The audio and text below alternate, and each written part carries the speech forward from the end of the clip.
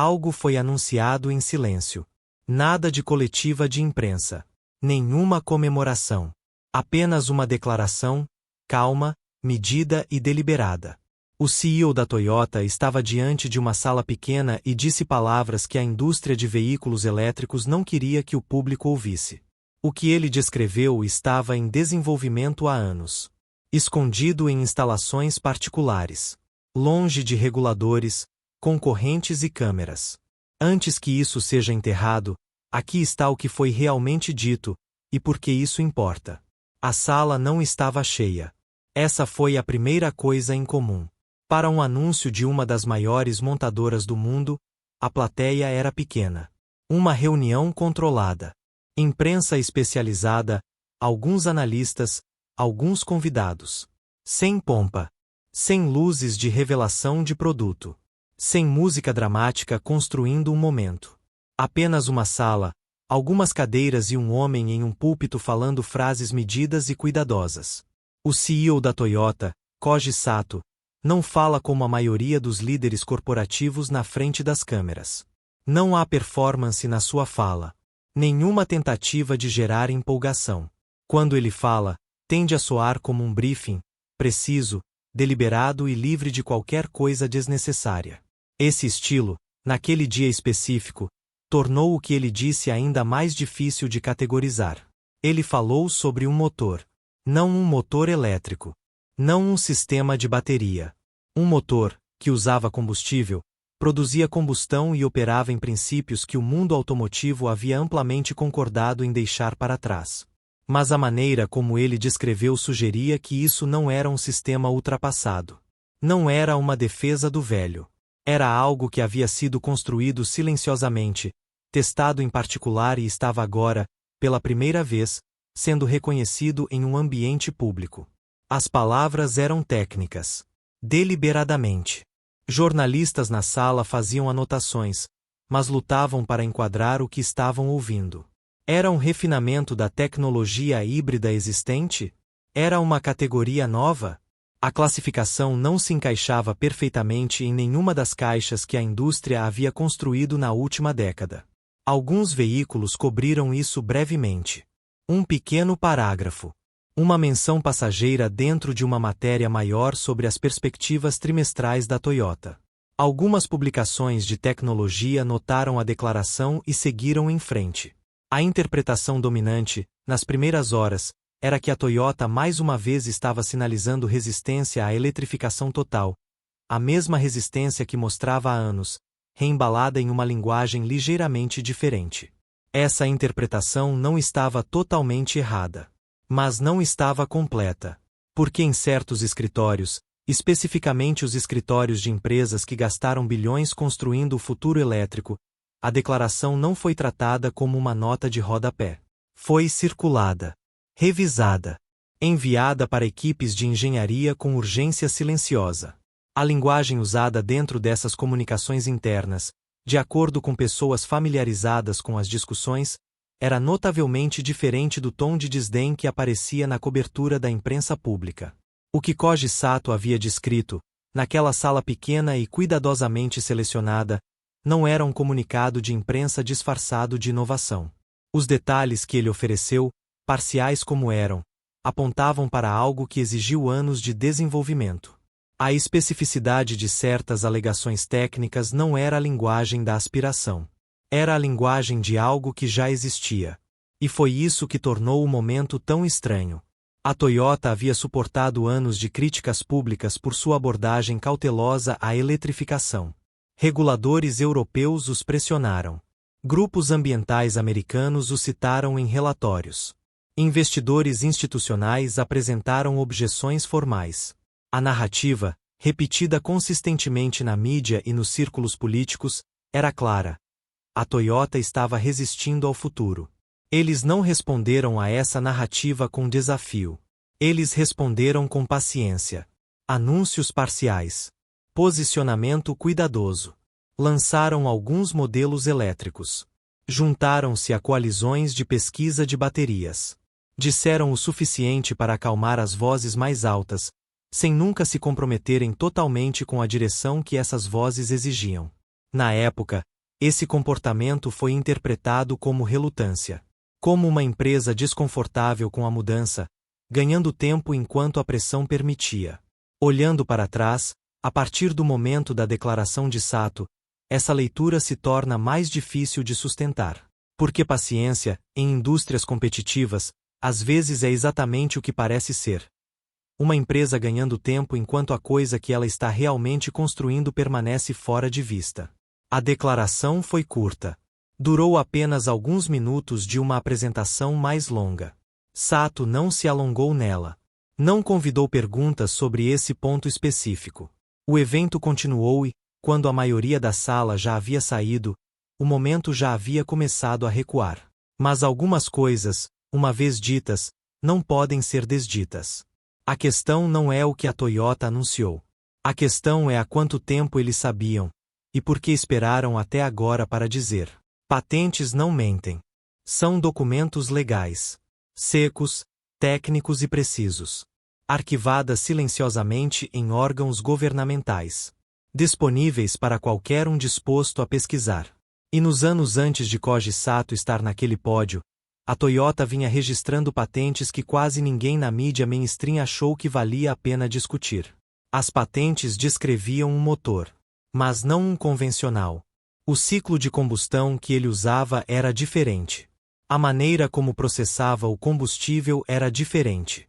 A gestão de calor, as taxas de compressão, o tempo interno, tudo apontava para algo que havia sido repensado desde um nível fundamental.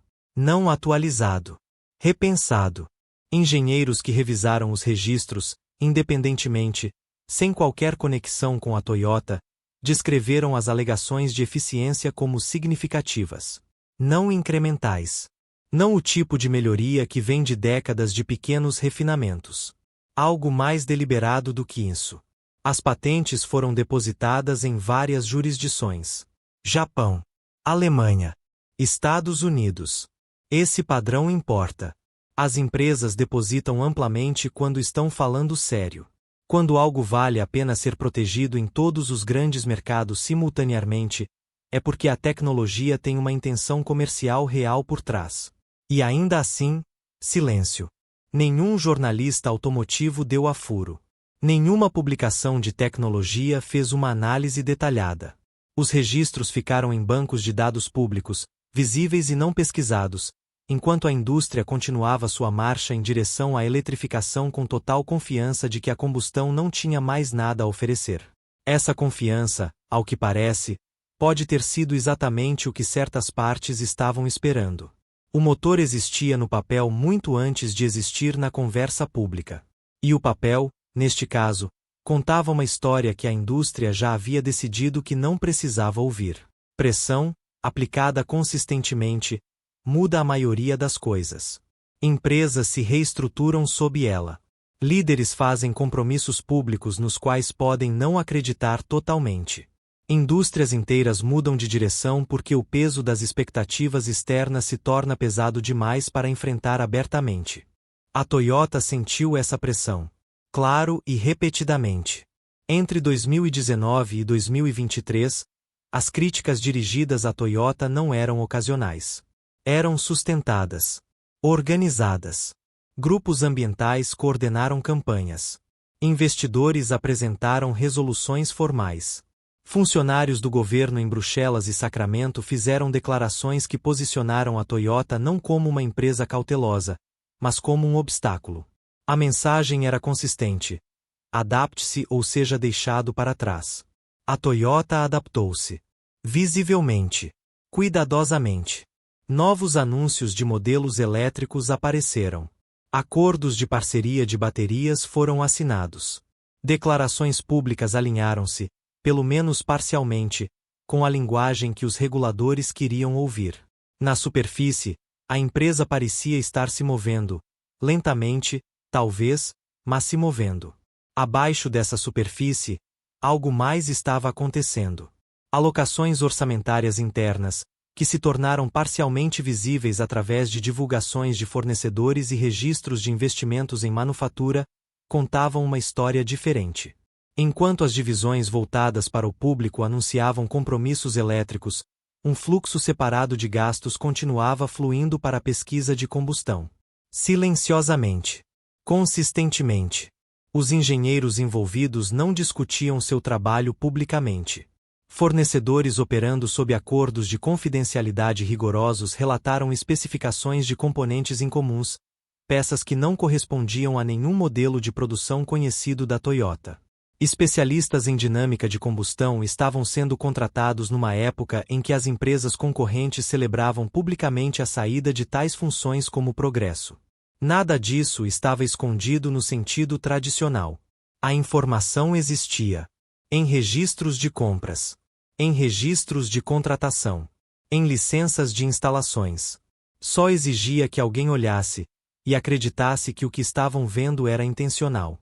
A rejeição pública é uma ferramenta. É usada com cuidado, e geralmente por uma razão. Quando um concorrente faz um anúncio e a resposta de uma indústria inteira é um ceticismo coordenado, essa resposta em si se torna digna de exame. Poucas horas depois da declaração da Toyota ganhar circulação mais ampla, as reações públicas começaram a chegar. Porta-vozes de várias grandes empresas de veículos elétricos ofereceram comentários. A linguagem era semelhante em todas as respostas, medida, ligeiramente condescendente e firme. A mensagem, em várias formas, era a mesma. A tecnologia de combustão estava acabada. A Toyota estava olhando para trás. O mercado já havia decidido. Essa era a posição pública. Internamente, a resposta foi diferente. Fontes familiarizadas com as discussões dentro de várias empresas focadas em EV descreveram um período de revisão silenciosa, mas séria, que começou quase imediatamente. Equipes de engenharia foram chamadas para reuniões não agendadas. Resumos técnicos das patentes da Toyota, os mesmos registros que não receberam quase nenhuma atenção da mídia, foram distribuídos para análise. O tom dessas conversas internas, de acordo com pessoas presentes em algumas delas, não era de desdém. Era cuidadoso. A preocupação não era simplesmente sobre uma empresa ganhar uma vantagem competitiva. Era mais profunda. Toda a indústria de veículos elétricos havia sido construída sobre uma suposição fundamental: que os motores de combustão haviam atingido seu teto, que nenhum avanço significativo permanecia possível e que a única direção lógica era a eletrificação. O anúncio da Toyota não refutou essa suposição, mas introduziu dúvidas. E em indústrias construídas sobre a confiança do investidor e compromissos de infraestrutura de longo prazo, a dúvida é cara. Algumas empresas não disseram nada publicamente. Na comunicação corporativa, o silêncio raramente é acidental. E várias dessas mesmas empresas silenciosas, nos meses que se seguiram, começaram a fazer ajustes silenciosos em programas de pesquisa que haviam oficialmente encerrado anos antes. As políticas se movem mais devagar que a tecnologia. Mas quando a tecnologia ameaça a política, a resposta, embora atrasada, tende a ser significativa. Governos em 3 continentes passaram anos construindo estruturas legislativas em torno de um único resultado. O motor de combustão interna seria eliminado. Os veículos elétricos o substituiriam. Prazos foram escritos em lei. O financiamento da infraestrutura foi comprometido. Estratégias industriais foram reestruturadas em torno da suposição de que a transição era irreversível. O anúncio da Toyota não se encaixava nessa estrutura. Não a quebrou, mas complicou.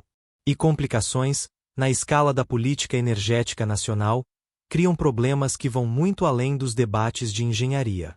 Vários órgãos reguladores solicitaram formalmente documentação técnica da Toyota nas semanas seguintes ao anúncio. Os pedidos foram processados através dos canais padrão. Não geraram comunicados de imprensa. Não foram anunciados. Pessoas fora de escritórios governamentais específicos não tinham razão para saber que tinham ocorrido. A Toyota respondeu. A documentação fornecida foi suficiente para confirmar que a tecnologia existia e que as alegações feitas eram baseadas em trabalho de desenvolvimento real. Não foi suficiente para permitir testes ou verificação independentes completos. Essa lacuna, estreita, mas deliberada, deixou os reguladores em uma posição desconfortável. Eles não podiam descartar o anúncio como ficção, mas também não podiam validá-lo totalmente. O que se seguiu, em diferentes regiões, foi inconsistência. Alguns órgãos reguladores envolveram-se seriamente com a submissão técnica. Outros produziram respostas que pareciam, para analistas externos, minimizar o significado do que havia sido submetido. Pelo menos 2 agências revisaram documentação idêntica e chegaram a conclusões que não se alinhavam entre si. Nenhuma das agências explicou publicamente a diferença.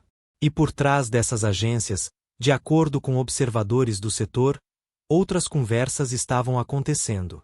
Conversas que tinham menos a ver com engenharia e mais a ver com o custo de estar errado.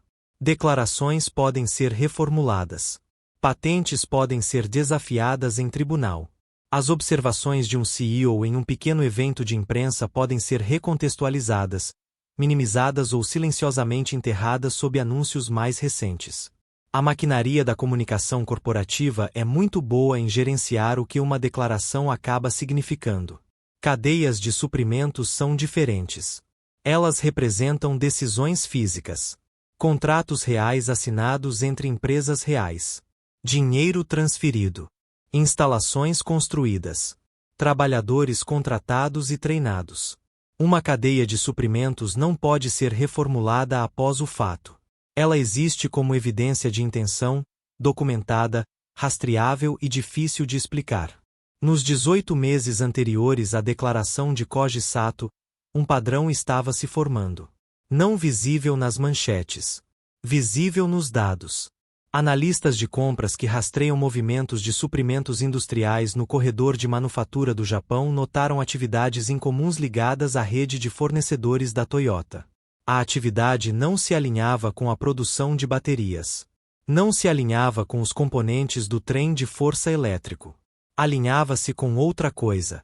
Um fornecedor em particular chamou a atenção.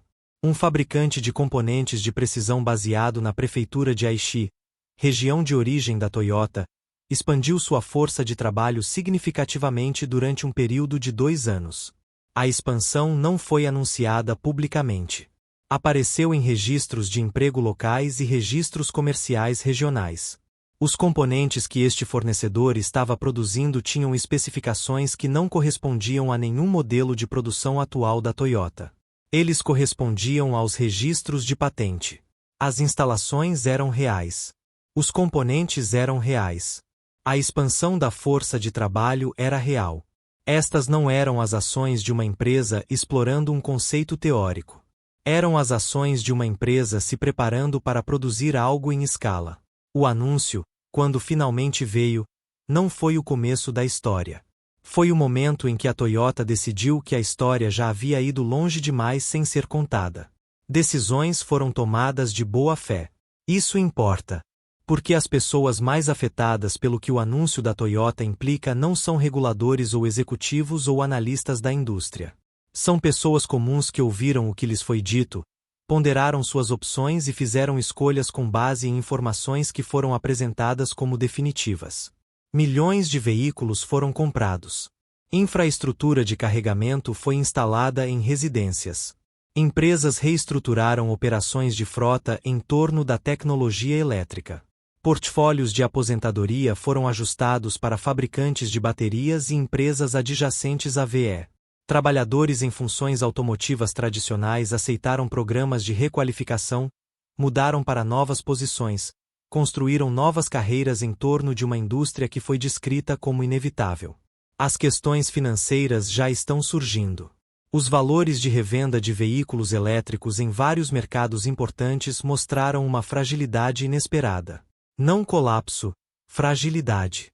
O tipo de movimento inicial que os analistas observam silenciosamente antes de se tornar uma tendência que requer reconhecimento público. Se a tecnologia de combustão avançar da maneira que o desenvolvimento da Toyota sugere ser possível, a trajetória de valor de longo prazo dos veículos elétricos atuais se torna mais difícil de prever. A questão da infraestrutura é igualmente desconfortável. As redes de carregamento representam um enorme investimento de capital. As atualizações da rede foram financiadas com base em curvas de adoção projetadas. As cadeias de suprimento de baterias, dependentes de lítio, cobalto e terras raras extraídos sob condições ambientais e trabalhistas contestadas, foram expandidas sob a suposição de que a demanda só cresceria. Essa suposição não foi provada errada, mas foi tornada incerta. E a incerteza, quando chega após o compromisso, carrega um peso específico. As pessoas que carregam esse peso agora não são as que construíram a política, ou projetaram a tecnologia, ou fizeram as projeções de investimento. São aquelas a quem foi simplesmente dito que a direção era clara e planejaram suas vidas de acordo.